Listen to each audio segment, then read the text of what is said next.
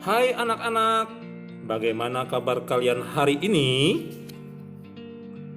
Sebelum kita memulai pembelajaran, yuk kita lihat gambar ini bersama-sama. Dari gambar tersebut, kalian dapat menentukan ide pokoknya. Ayo, siapa yang bisa menjawab? Iya, benar. Ide pokok pada gambar tersebut adalah rantai makanan pada ekosistem sawah.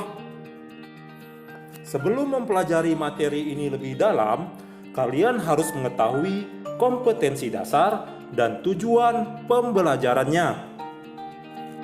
Kompetensi dasarnya adalah menguraikan konsep-konsep yang saling berkaitan pada teks non-fiksi, menyajikan konsep-konsep yang saling berkaitan pada teks non-fiksi ke dalam tulisan dengan bahasa sendiri. Tujuan pembelajarannya adalah siswa dapat mencermati teks non-fiksi yang disajikan. Siswa mampu menemukan pokok pikiran dalam bacaan dengan tepat. Dengan membaca teks, siswa mampu menuliskan pokok-pokok pikiran dalam bacaan menggunakan bahasa sendiri. Materi hari ini adalah mengembangkan ide pokok menjadi kalimat utama. Setiap teks memiliki gagasan dasar dalam pembuatannya. Gagasan dasar yang terkandung dalam teks disebut ide pokok. Ide pokok biasanya terdapat pada setiap paragraf dalam teks yang disajikan. Ide pokok berisi gagasan dasar mengenai suatu hal atau kejadian yang ingin disampaikan pembuat teks. Ide pokok tersebut dijadikan dasar dalam pembuatan teks, termasuk pada teks non-fiksi. Untuk mengembangkan ide pokok dari teks yang disajikan, lakukanlah hal-hal berikut. Membaca teks non-fiksi dengan seksama. Menentukan ide pokok dari teks non-fiksi, membuat kalimat baru yang berisi ide pokok tersebut menggunakan bahasa sendiri, menggunakan ejaan yang tepat saat mengembangkan ide pokok menjadi kalimat-kalimat utama. Sekarang Bapak akan memberikan contoh paragraf non-fiksi. Meskipun sering dianggap sebagai hewan pengganggu, belalang ternyata memiliki kandungan nutrisi yang baik bagi tubuh manusia. Menurut beberapa penelitian, dalam tubuh belalang terdapat berbagai jenis kandungan nutrisi, seperti protein, vitamin, asam lemak, esensial, dan mineral. Seekor belalang mengandung kurang lebih 20-40% protein serta 25-30% vitamin A dalam tubuhnya. Selain itu, pada kulit belalang juga terdapat kitosan seperti pada udang. Semua nutrisi tersebut sangat bermanfaat bagi pertumbuhan dan perkembangan tubuh manusia.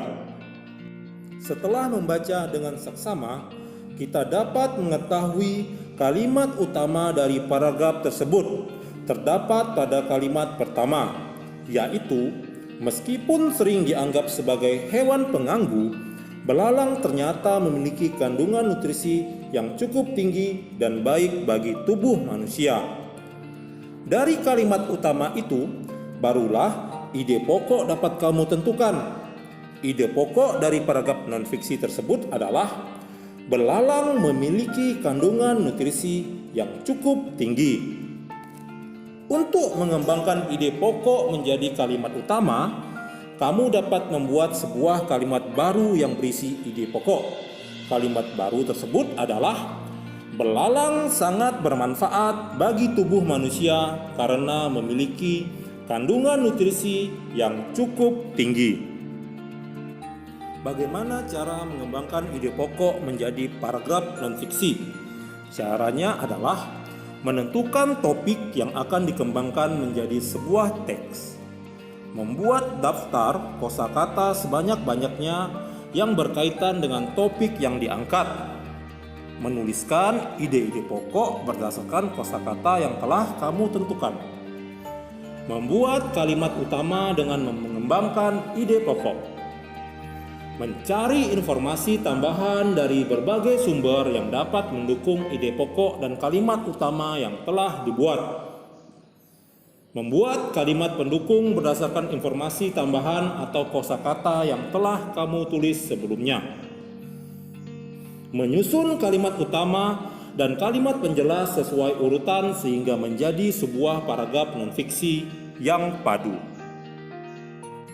Sekarang Bapak akan memberikan contoh mengembangkan ide pokok menjadi paragraf non-fiksi. Yang pertama topiknya, harimau sang pemangsa utama dalam ekosistem hutan. Yang kedua, mengumpulkan dan menuliskan berbagai kosakata yang berkaitan dengan topik, misalnya harimau, ekosistem, hewan, pemangsa, karnivora, hutan, habitat, hewan pemakan lain, dan rantai makanan. 3. Menuliskan ide pokok, misalnya harimau adalah predator dalam ekosistem hutan.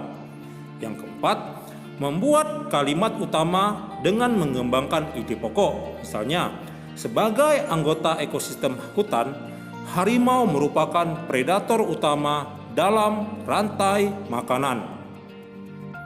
5. Mencari informasi tambahan dan membuat kalimat pendukung berdasarkan informasi yang kamu tulis sebelumnya. Misalnya, harimau termasuk hewan karnivora karena memakan daging hewan lain. Dalam rantai makanan di ekosistem hutan, harimau berperan sebagai konsumen tingkat akhir. Tidak ada hewan lain yang memangsa harimau. Yang keenam, menyusun kalimat utama dan penjelas sesuai urutan menjadi sebuah paragraf. Jadi kesimpulannya anak-anak, sebagai anggota ekosistem hutan, harimau merupakan predator utama dalam rantai makanan. Harimau termasuk ke dalam hewan jenis karnivora karena memakan daging hewan lain. Selain itu, dalam rantai makanan di sebuah ekosistem hutan, harimau berperan sebagai konsumen tingkat akhir. Hal itu karena tidak ada hewan lain yang memangsa harimau. Anak-anak, semoga materi yang Bapak sampaikan, yaitu mengembangkan ide pokok menjadi kalimat utama, dapat kalian mengerti. Sekian pembelajaran hari ini. Terima kasih anak-anak.